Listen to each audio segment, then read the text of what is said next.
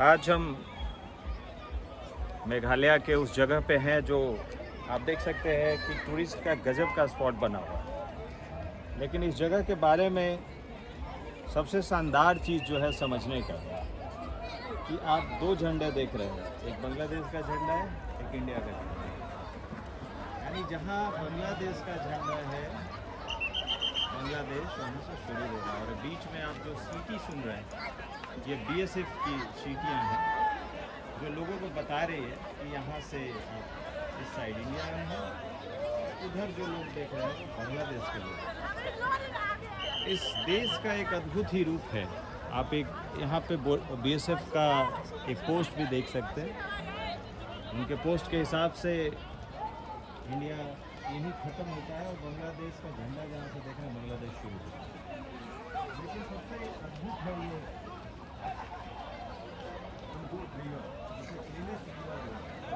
क्यों ना पिछले 2 दिन से हम तरह तरह के वाटरफॉल पे जा रहे हैं जहाँ भीड़ अमूनन कम है, लेकिन यहाँ इस कदर भीड़ है और इतनी सफाई कि आप एक एक मछली देख सकते हैं। नीचे एक एक मछलियाँ दिख रही हैं। यहाँ पे कई छोटी मछलियाँ हैं जो दिखाई दे रही है। हालांकि जो कुछ टूरिस्ट हैं जिन्होंने सारे पहाड़ों को गंदा करने का ठेका ले रखा है, यहाँ पे भी चिप्स और कुछ वाटर बोतल्स के पैकेट नीचे हैं।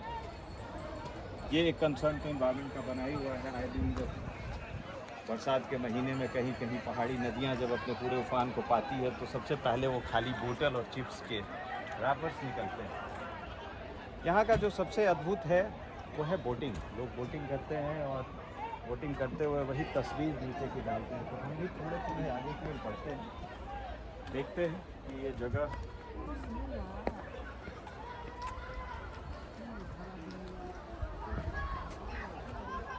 यहाँ का जो लुक आ रहा है ये अब धीरे धीरे हमें दिखा रहा है कि जहाँ भी गहराई है, यहाँ पे मैं समझता हूँ कि 8 से 10 फीट गहराई है और वही क्लीननेस है। जो लोकल लोग हैं वो मछली मारने के लिए आप देखिए जो बंसी है इस्तेमाल होता है, वो बंसी यहाँ लगी हुई है। शायद इनको फिशिंग में डिस्टर्बेंस हो इसलिए हम थोड़ा आगे बढ़ते हैं। डॉकी तक पहुँचते आप कैसे हैं? जैसा कि मैंने बताया ये इंडिया का पार्ट है, हम अभी इंडिया वाले पार्ट में, उधर का पार्ट बांग्लादेश का। तो डॉकी तक आने के लिए आप शिलोंग से सीधा आ सकते हैं। शिलोंग से ये 80-81 किलोमीटर की दूरी पे है। बहुत सारे बोट हैं। तो यहाँ बोटिंग करने की जो फी है वो 800 रुपये की है। लोकल लोगों ने एक सोसाइटी बना रखी है, उस सोसाइटी को भी अधिकार है। मैंने ये महसूस किया है इन पहाड़ों पे कि जो भी आसपास के रिसोर्स हैं, नदियाँ हैं, वहाँ ये बीएसएफ का एक नाव भी आया है ये बताने के लिए कि किधर के लोग किधर हैं, किधर के लोग किधर जा सकते हैं। तो आगे की ओर बढ़ते रहेंगे तो थोड़ा सा डॉकी का उनकोट रिवर का जो असली कलर है जो फ़ोटो में आता है वो अब आएगा। निश्चित रूप से ऐसे टूरिस्ट प्लेस जो प्रशासन से जुड़े लोग हैं उनके लिए टफ टास्क तो होता ही है, क्योंकि कई दफ़ा हम कच्छ के रन में भी देख चुके हैं कि लोग ऊँट पे बैठ के और दूसरे छोर पे चले जाते हैं। यहाँ भी ये चीज़ें तो होती ही होंगी। यहाँ भी लोकल लोग बताते होंगे कि उनके नाव का दायरा जो है अपने से कितने रखना, लेकिन कहेंगे तो भी कुछ लोकल लोग गाँव में आगे की ओर बढ़ जाते हैं।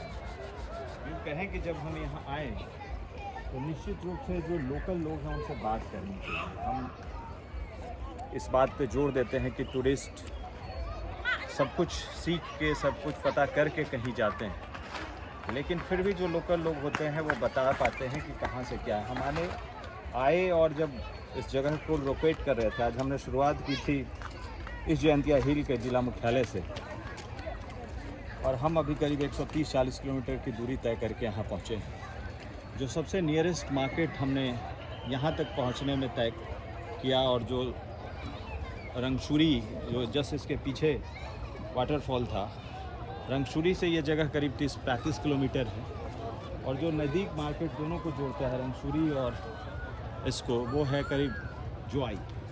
जोआई यहाँ से करीब 42-43 किलोमीटर की दूरी पर।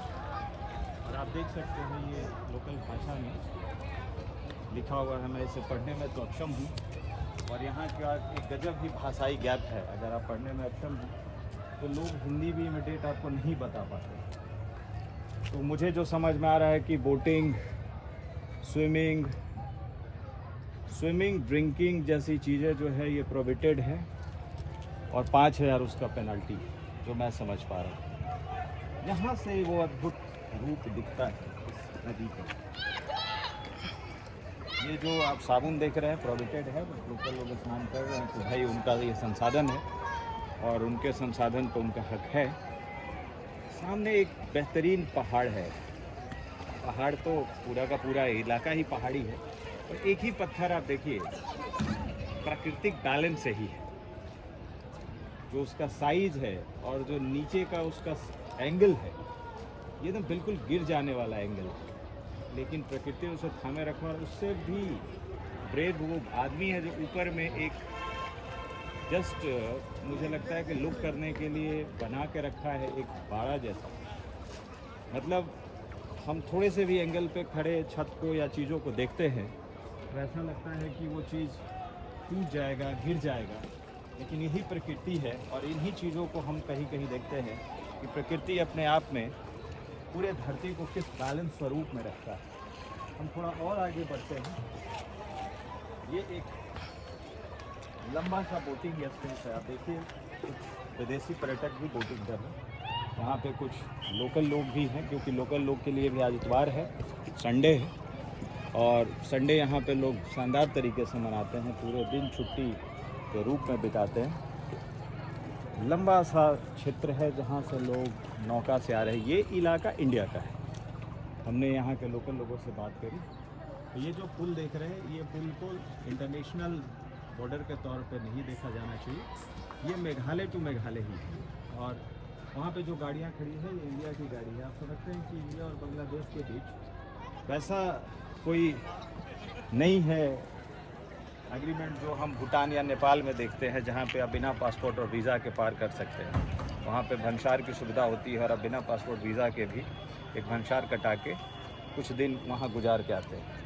यहाँ पे वो सुविधा नहीं है, इसलिए बीएसएफ के लोग बहुत ही प्रोटेक्टिव मोड में हैं। यहाँ पे गहराई गजब की है, और यहाँ पे सफाई भी दिख रहा है। मतलब एक एक कण जो दूषित करने वाले कण हैं, तो शैम्पू का पाउच, कुछ यहाँ भी रैपर, नीचे में छोटा छोटा वो भी दिख रहा। और गजब के पत्थर वाइट कलर में, वो चूँकि अब शाम ढलने वाली है और सूरज की किरण इतने शानदार तरीके से जा रही है। आप तली में कुछ मछलियाँ देख सकते हैं। आप देखिए वहाँ तली पे, वाइट तली के आसपास कुछ मछलियाँ हैं, कुछ छोटी मछलियाँ हैं, कुछ ठीक ठाक साइज़ की मछली है। 200-250 ग्राम की भी मछली जो तली में बैठी हुई है। ये डॉकी की खूबसूरती है, और ये इंडिया का गजब का डेस्टिनेशन है।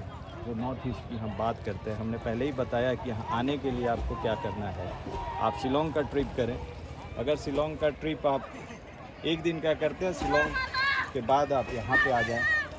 और अगर आप 2-3 दिन का ट्रिप करना चाहते हैं, शिलोंग में रुकें, आप जोआई में रुकें, और एक पूरा का पूरा दिन इस मनोरम दृश्य को और इस मनोरम घटा को आप समर्पित कर सकते हैं। निश्चित रूप से आपको आनंद आएगा।